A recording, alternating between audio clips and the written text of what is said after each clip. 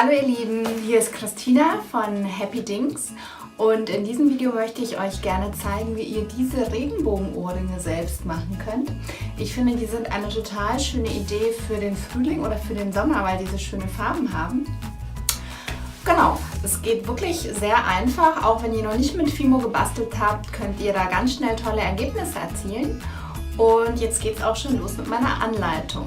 Lasst mir doch gerne einen Daumen nach oben da oder abonniert meinen Kanal, da würde ich mich wirklich total drüber freuen.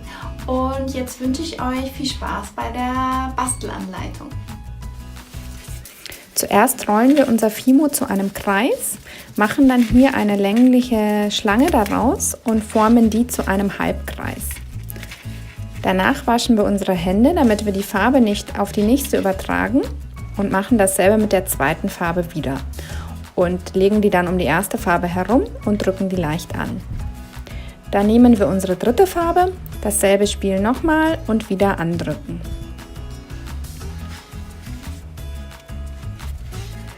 Jetzt nehmen wir einen sogenannten Eye-Pin, heißt der auf Englisch, und stecken den oben hier durch diese 3 Farben durch.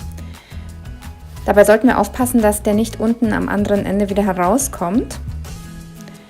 Genau, und jetzt kommt das Ganze bei 130 Grad ungefähr 10 Minuten in den Backofen.